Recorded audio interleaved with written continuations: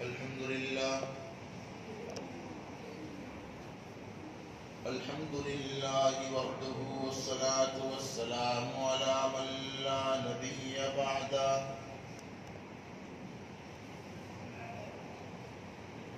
أعوذ بالله من الشيطان الرجيم. بسم الله الرحمن الرحيم.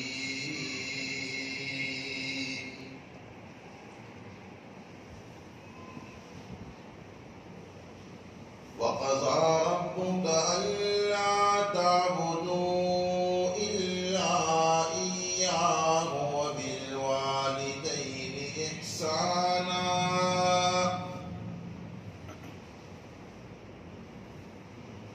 إما يبلغن عندك الكبر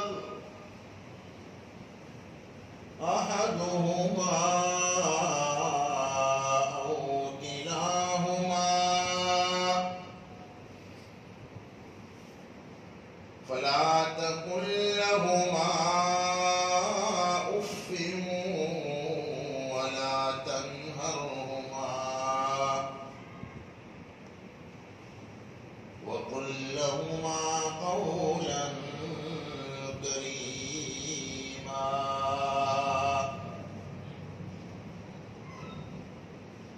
واخفض لهما جناح الذل من الرحمة وقل رب ارحمهما كما ربياني صغيرا. صدق الله مولانا العظيم وصدق رسوله النبي الأمي الكريم ونحن على ذلك لمن الشاهدين والشاكرين والحمد لله رب العالمين.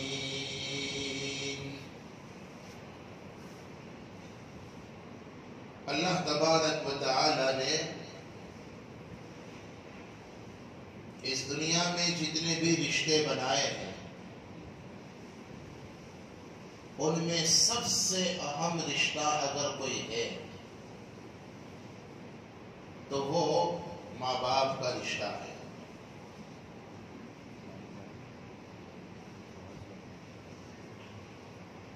ماں باپ کا مقام اتنا اونچا ہے، حدیث پاک میں آتا ہے ایک شخص دربار رسالت صلی اللہ علیہ وسلم میں حاضر ہوئے اور حضور سے پوچھا، یا رسول اللہ صلی اللہ علیہ وسلم یہ بتلائیے ماں باپ کا مقام کیا ہے. آج انشاءاللہ ہم کوشش کریں گے ماں باپ کے مقام کو سمجھنے کی. اللہ کرے ہمیں ماں باپ کا مقام سمجھ میں آ جائے. آمین کہو. جب حضور سے ماں باپ کا مقام پوچھا گیا تو ہمارے آقا نے ایک لفظ میں اسے بیان فرما دیا اور فرمایا ماں باپ کا مرتبہ اور مقام یہ ہے کہ ہما جنتوں کا ونارو. تمہارے ماں باپ تمہارے لیے جنت بھی ہے اور تمہارے ماں باپ تمہارے لیے دوزخ بھی ہے. کیا مطلب ہوا؟ اللہ تبارک و تعالی کے بعد بندوں کے حقوق میں سب سے مقدم اگر کوئی رشتہ ہے اور کسی کے حقوق سب سے مقدم ہیں تو وہ ماں باپ ہے. اگر آپ نے ماں باپ کے حقوق ادا کر دیے تو یہ چیز تمہارے لیے جنت کا سبب ہے اور خدا نخواستہ ماں باپ کے حقوق ادا نہ کیے تو پھر یہ وہ خرابی اور برائی ہے جو تمہیں دوزخ میں لے جائے گی۔ ماں باپ کا کیا مقام ہے؟ دنیا میں اللہ تبارک و تعالی نے ہمیں انہی کے ذریعے سے بھیجا ہے، ان کو واسطہ بنایا، انہیں ذریعہ بنایا۔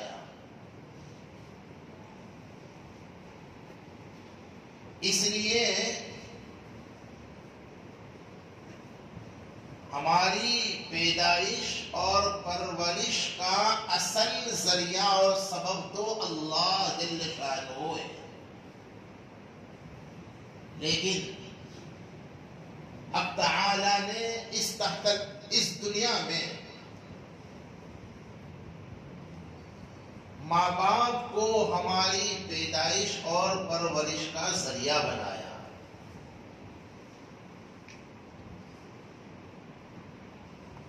جس وقت ہم دنیا میں ماؤں کے پیٹ سے پیدا ہوئے تھے، اس وقت کو یاد کرنے کی ضرورت ہے۔ قرآن نے وہ وقت یاد دلایا۔ یہ تو آج تم ایک خاص پوزیشن میں ہو، یہ تو آج تم اچھے خاصے تندرست و توانا نوجوان ہو، یہ تو آج تم ڈاکٹر صاحب ہو، پروفیسر صاحب ہو، لوئر صاحب ہو، انجینئر صاحب ہو، مفتی صاحب ہو، قاری صاحب ہو، امام صاحب ہو، حاجی صاحب ہو، امیر صاحب ہو، مینیجر صاحب ہو، یہ تو آج۔ ورنہ تمہیں پتا ہے جس وقت تم دنیا میں آئے تھے تمہاری پوزیشن کیا تھی؟ اس وقت تمہاری حالت کیا تھی؟ قرآن نے وہ وقت یاد دلایا ہے تاکہ ماں باپ کا مقام ہمیں سمجھ میں آئے۔ قرآن پاک میں فرمایا واللہ اخرجکم من بطون امہاتکم لا تعلمون شیئا وجعل لكم السمع والابصار والافئدة قلیلا ما تشکرون۔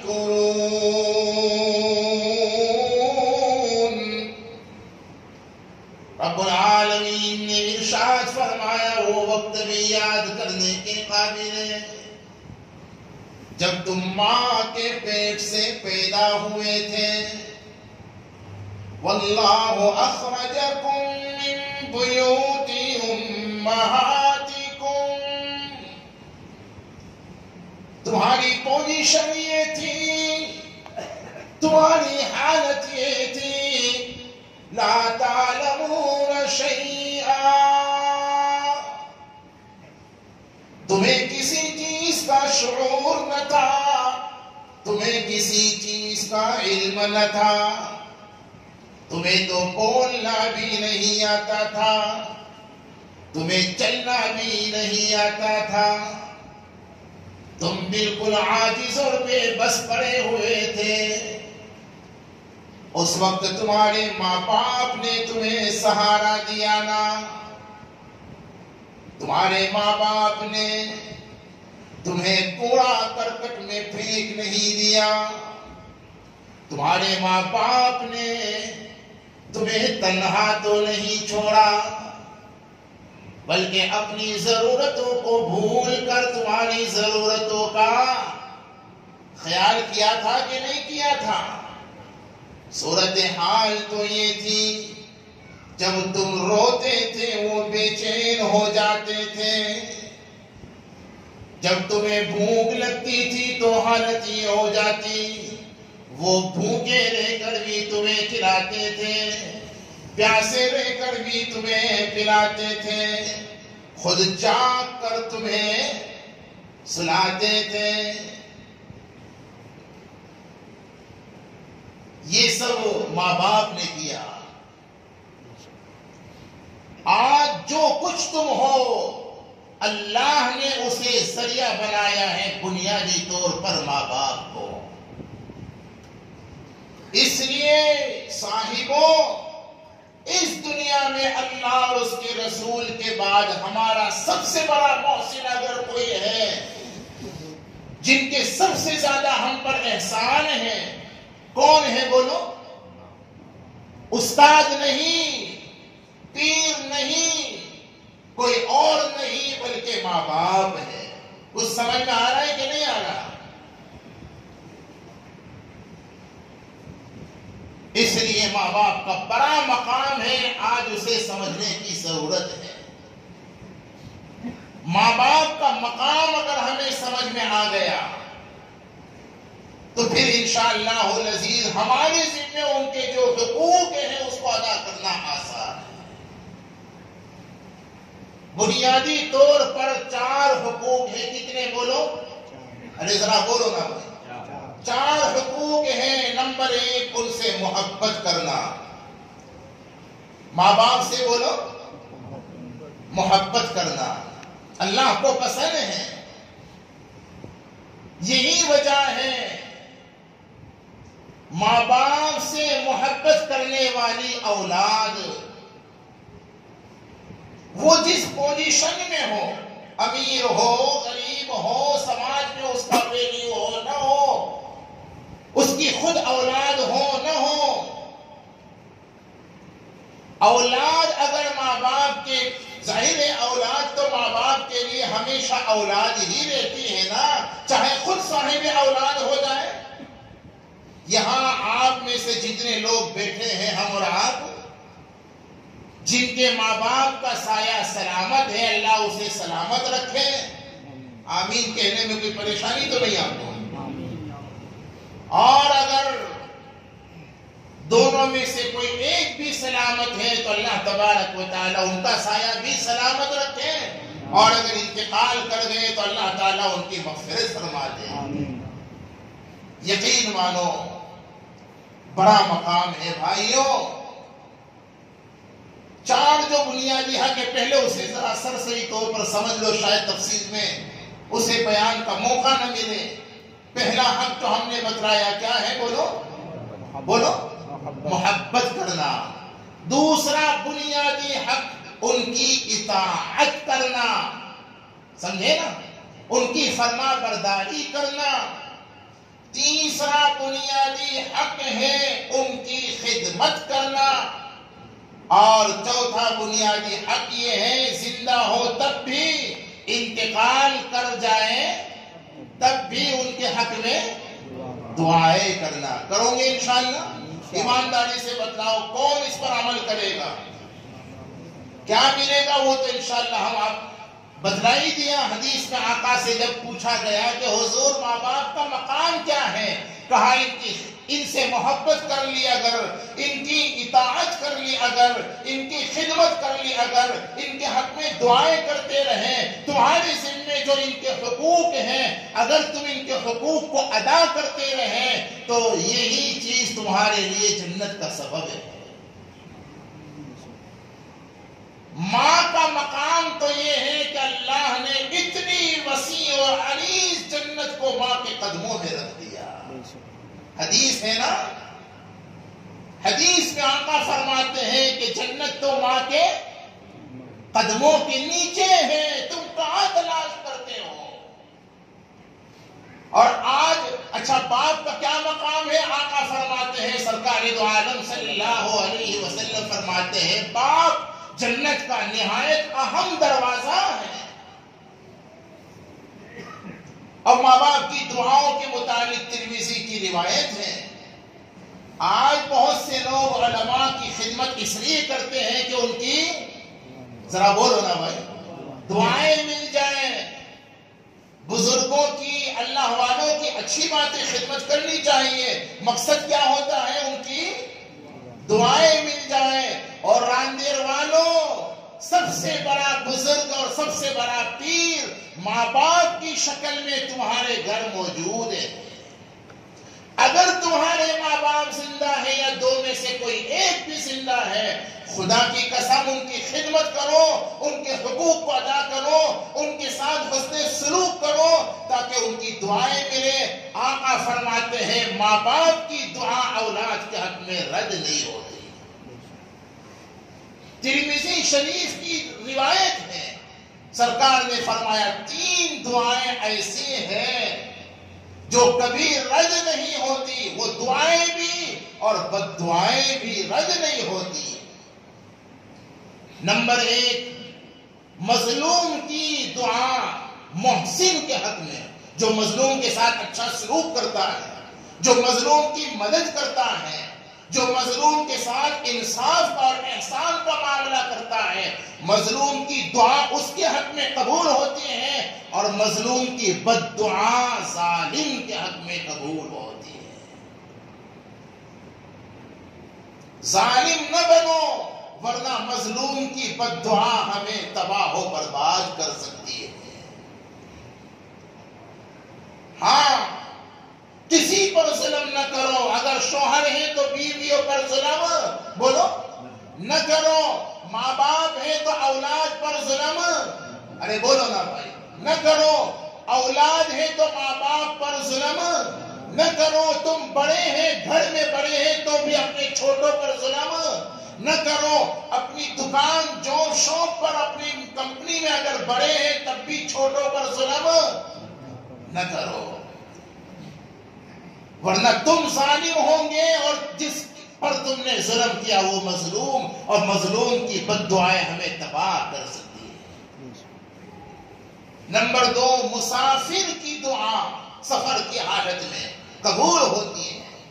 اب جس نے مسافر کے ساتھ احسان کیا ان کے حق میں مسافر کی دعائیں قبول ہوتی ہیں، اور خدا نخواستہ مسافر کو پریشان کیا تو مسافر کی بد دعا ان کے حق میں بھی قبول ہوتی ہے۔ اسی طرح نمبر 3، ماں باپ کی دعا اولاد کے حق میں، اولاد نے اگر ماں باپ کے ساتھ اچھا سلوک کیا، ان سے محبت کی، ان کی خدمت کی، ان کی اطاعت کی، ان کے ساتھ اچھا سلوک کیا، ان کے حقوق ادا کیے، خدا کی قسم ماں باپ اگر تمہارے لیے دعائیں کریں گے، میں تو کہا کرتا ہوں صاحبوں، ماں باپ کی دعا اولاد کے حق میں ایسے قبول ہوتی ہے جیسے نبی کی دعا امتیوں کے حق میں قبول ہوتی ہے۔ نہیں سمجھے آپ؟ اور یہ صرف بیان لفظی نہیں ہے، یہ حقیقت ہے۔ حدیث میں آقا فرماتے ہیں ماں باپ اولاد کے لیے جو دعا کرتے ہیں اللہ اس دعا کو قبول کرتے ہیں۔ تو دعا لینی چاہیے کہ نہیں لینی چاہیے؟ اور خدا نہ خواستہ ان کا دل دکھایا، ان کا دل توڑا، ان کو پریشان کیا، قرآن نے تو کیا کہا؟ اف تک نہ کہو۔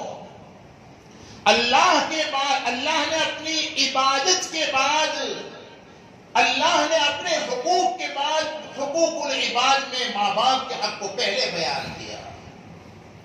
قرآن پاک میں فرمایا وَقَضَىٰ رَبُّكَ أَلَّا تَعْبُدُوا إِلَّا إِيَّاهُ۔ رب العالمین نے ارشاد فرمایا اللہ ہی کی عبادت کی جائے۔ اللہ کی عبادت کے بعد سب سے زیادہ جس کا اہتمام کرنا چاہیے وہ والدین کے ساتھ حسن سلوک ہے۔ فرمایا وَقَضَىٰ رَبُّكَ أَلَّا تَعْبُدُوا إِلَّا إِيَّاهُ وَبِالْوَالِدَيْنِ إِحْسَانًا۔ والدین کے ساتھ احسان کا معاملہ کیا جائے۔ إِمَّا يَبْلُغَنَّ عِندَكَ الْكِبَرَ أَحَدُهُمَا أَوْ كِلَاهُمَا۔ اگر والدین بڑھاپے کی عمر کو پہنچ جائیں تو ان کے بڑھاپے میں انہیں نظر انداز نہ کر دیا جائے، اس لیے کہ اب وہ کمزور ہو گئے. جب تم بچے تھے تم کمزور تھے، وہ طاقتور تھے. تمہارے بچپن میں جیسے انہوں نے تمہارے ساتھ سلوک کیا نا، تمہارا حال یہ تھا. جب تم ہاتھ اٹھا دیتے تھے بچپن میں، تمہارے والدین تمہارے ہاتھ کو چوم لیا کرتے تھے، ناراض نہیں ہوتے تھے. اب اگر بڑھاپے میں اپنے والدین کا ہاتھ نہیں چوم سکتے تو کم سے کم کوئی ایسی بات بھی نہ کہی جائے جو ان کے دل کو چھلنی کر دے. فلا تقل لهما اف ولا تنهرهما، کبھی انہیں نہ جھڑکیے، ان کے ساتھ سخت کلامی سے بات نہ کیجیے. وَقُلْ لَهُمَا قَوْلًا كَرِيمًا، ان کے سامنے اپنے آپ کو جھکا دیجیے، جیسے ایک غلام اپنے آقا بد مزاج آقا کے سامنے اپنے آپ کو کیسے پیش کرتا ہے.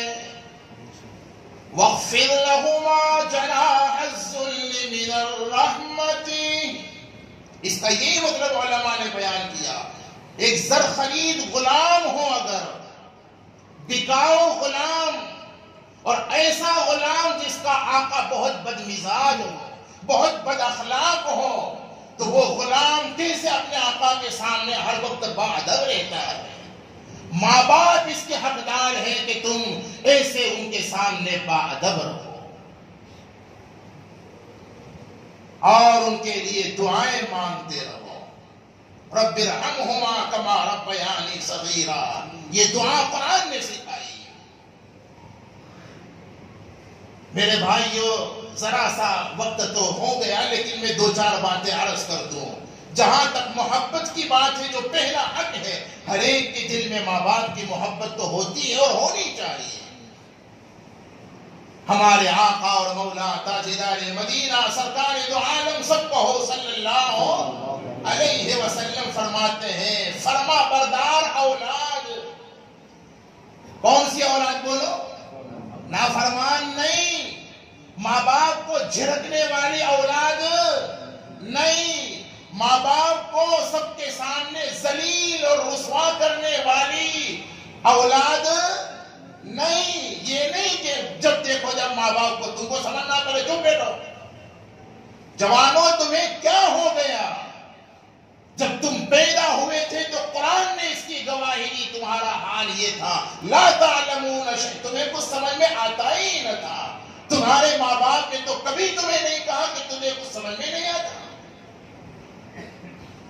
ماں باپ کو کہتے ہو. اور جس ماں نے 9 مہینے تمہیں پیٹ میں رکھا، کتنے بد نصیب ہیں وہ لوگ جو اس ماں کو اپنے گھر میں رکھنے کو تیار نہیں.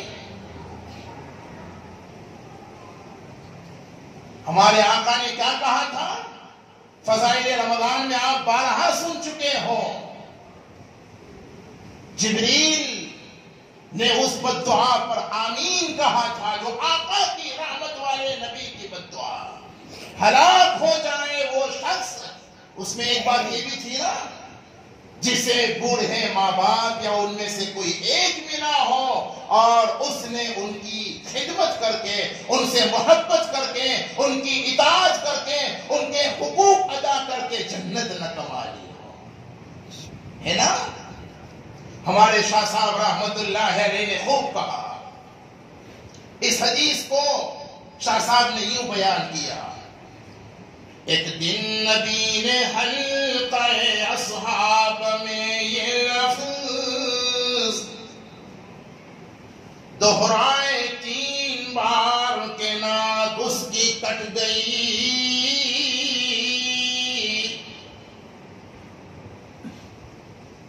اصحاب پوچھتے ہیں کہ وہ بد نصیب کون ہے؟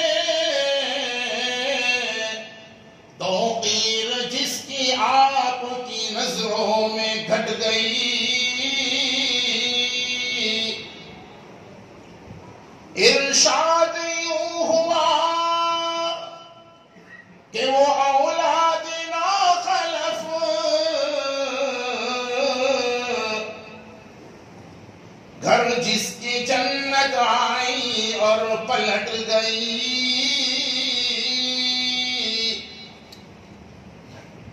ماں باپ کا بڑھاپے میں جس کو نہ ہو خیال،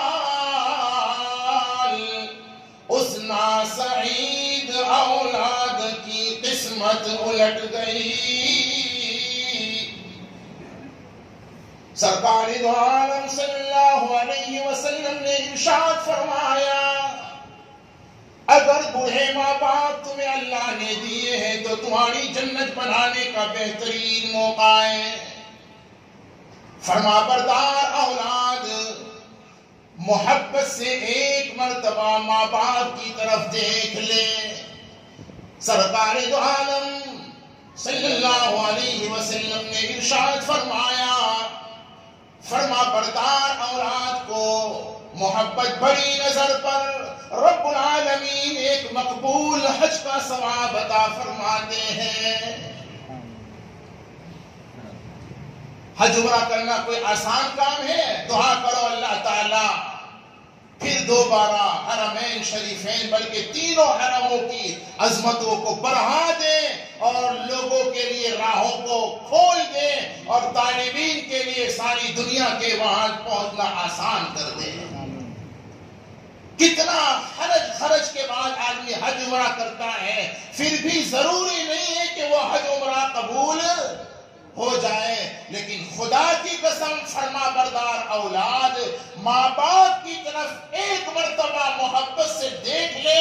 آقا فرماتے ہیں ہر نظر پر ایک مقبول حج عمرے کا اللہ ثواب عطا کرتے ہیں۔ اور تم بزرگوں سے ولیوں سے دعا کرانے جاتے ہو، تمہارے ماں باپ تمہارے گھر میں موجود ہیں، ان سے دعائیں کراؤ، تمہارے حق میں ان کی دعائیں قبول ہو۔ اب میں تو کہتا ہوں کام ایسے کرو کہ کہنا ہی نہ پڑے ماں کو اور باپ کو، ابا دعا کرنا، اماں دعا کرنا۔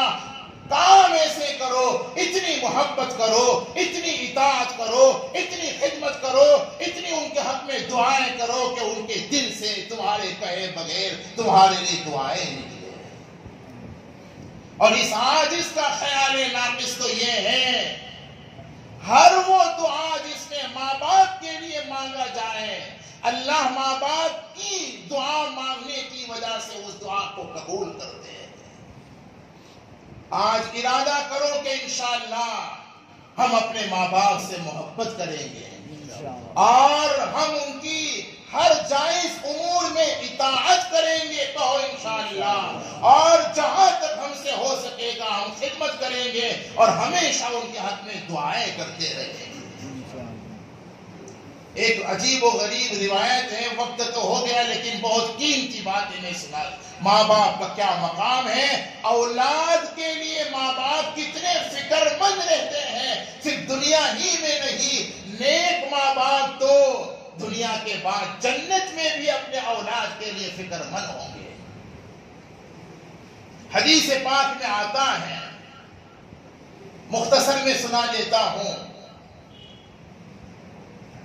سورہ طور کی آیت کریمہ والذین آمنوا واتبعتهم ذریتهم بإیمان الحقنا بهم، اس کے تحت میں یہ روایت لکھی ہے کہ جب قیامت کے بعد جنتی جنت میں جائیں گے تو وہاں اپنی اولاد کو نہیں پائیں گے، حق تعالی سے درخواست کریں گے، پوچھیں گے کہ یا اللہ ماں باپ کو اپنی اولاد کا دنیا میں تو خیال ہے ہی کہ میری اولاد کو ترقی مل جائے، خدا کی قسم جنت میں بھی یہ خیال ہوگا، یہ فکر جنت میں بھی ہوگا۔